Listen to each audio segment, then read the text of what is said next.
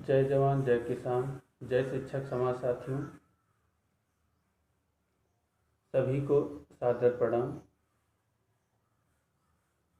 साथियों, आज संपूर्ण विश्व वैश्विक महामारी कोरोना संकट से जूझ रहा है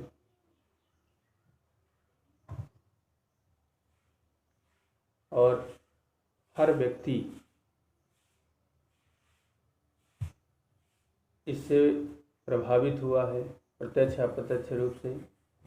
कोरोना वायरस के कारण लंबे समय तक देश में, दुनिया के विभिन्न देशों में लॉकडाउन रहा और लॉकडाउन की स्थिति आज भी बनी हुई है और कुछ बेहतर परिणाम भी नहीं आ रहे हैं। कोरोना वायरस दिन ब दिन बढ़ता जा रहा है। मरीजों की संख्या भारी संख्या में प्रतिदिन बढ़ती है। ऐसे में निश्चय ही हम सबको सोच विचार कर अपना जीवन यापन करना होगा। कोरोना वायरस से बचाव ही एकमात्र उपाय है और बचने के 3 मूल मंत्र बताए गए हैं। दिन में कई बार आधा आधा घंटे पर बार बार साबुन से हाथ धोना, हाथों को सैनिटाइजर करना और 100% मास्क का प्रयोग करना। यदि मास्क नहीं है तो रुमाल और गमछा का प्रयोग भी किया जा सकता है और सोशल डिस्टेंसिंग बनाए रखना, अर्थात सामाजिक दूरी, एक दूसरे से दूर दूर रहना, कम से कम 2 मीटर की दूरी पर। भीड़ भाड़ वाले स्थानों पर नहीं जाना चाहिए, भीड़ भाड़ के कार्यक्रमों में शिरकत नहीं करनी चाहिए। प्यारे साथियों, भारत एक कृषि प्रधान देश है। यहाँ के निवासी गरीब, मजदूर और किसान हैं, जिनकी आबादी 70% से अधिक है। कोरोना संकट काल के कारण सबसे अधिक क्षति, सबसे अधिक नुकसान यदि विहंगम अवलोकन किया जाए, विचार किया जाए तो निश्चय ही यह निकल कर आएगा कि सबसे ज़्यादा नुकसान शैक्षिक जगत का हुआ है, विद्यार्थियों का हुआ है। तो ऐसे में मैं सभी प्राइवेट या निजी शिक्षण संस्थाओं के संचालकों से अनुरोध करता हूँ, निवेदन करता हूँ कि गरीबों, मजदूरों और किसानों के हितों को ध्यान में रखते हुए कोरोना संकट काल के कारण जितने दिन विद्यालय बंद रहा है या जब तक नियमित रूप से कक्षाएं संचालित नहीं होती हैं, तब तक के लिए उन्हें मासिक शुल्क माफ़ कर देना चाहिए। और मैं उत्तर प्रदेश सरकार और भारत सरकार से भी आग्रह करता हूँ कि इस संबंध में अपना कोई स्टेटमेंट अवश्य जारी करें, क्योंकि गरीब, मजदूर और किसानों के बच्चे विभिन्न शिक्षण संस्थानों में पढ़ते हैं और सभी की आय कोरोना वायरस के कारण हुए लॉकडाउन के कारण प्रभावित हुई है। सभी सक्षम नहीं हैं। यदि विद्यालयों को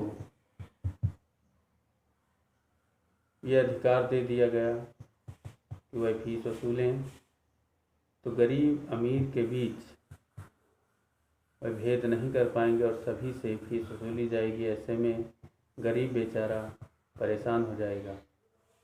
अतः उत्तर प्रदेश सरकार और विशेषकर सभी विद्यालय संचालकों से मेरा आग्रह है कि कम से कम अप्रैल, मई, जून माह का जो शुल्क है उसे माफ़ किया जाए और संभव हो तो जब तक नियमित रूप से कक्षाएं संचालित नहीं होती हैं तब तक का शिक्षण शुल्क माफ़ किया जाए। और साथ ही मैं उन सभी शिक्षण संस्थाओं के संचालकों को, प्रबंधकों को, प्रबंध तंत्र को धन्यवाद देता हूँ, आभार व्यक्त करता हूँ, जिन्होंने कोरोना वायरस महामारी के समय में, लॉकडाउन के समय में गरीब मजदूर और किसानों के हितों को ध्यान में रखते हुए अप्रैल मई जून माह की फीस को माफ़ किया है। उन सभी शिक्षण संस्थाओं को, उनके प्रबंध तंत्र को कोटि कोटि प्रणाम और बहुत बहुत धन्यवाद। और सभी विद्यालय संचालकों और प्रबंधकों से एक विशेष आग्रह है, यदि संभव हो तो अपने शिक्षकों को संपूर्ण अथवा आंशिक वेतन का भुगतान भी अवश्य करें, जिससे उनका भी जीवन यापन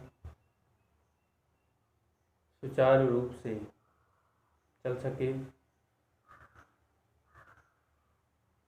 मैं भारत सरकार और उत्तर प्रदेश सरकार को भी यहाँ पर धन्यवाद देना चाहूँगा, जिसने लॉकडाउन के समय में गरीब किसान मजदूरों के हितों को ध्यान में रखते हुए बहुत सारी योजनाओं का क्रियान्वयन किया, लागू किया और उनका प्रतिफल भी सामने आया।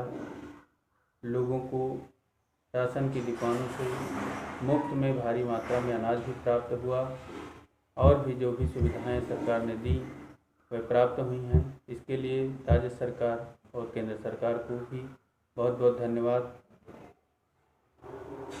और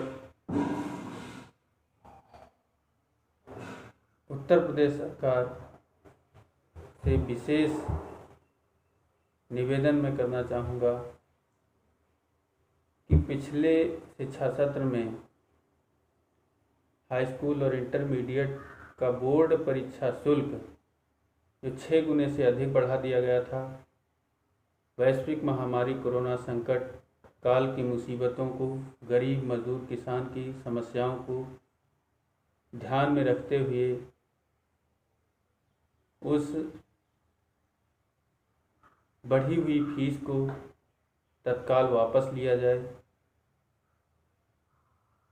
और पुरानी फीस को ही बोर्ड शुल्क के रूप में वसूला जाए।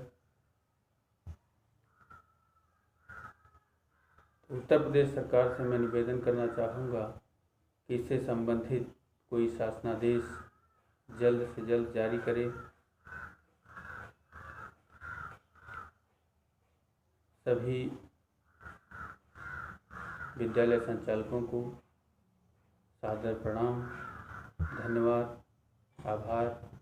जय जवान, जय किसान, जय शिक्षक समाज।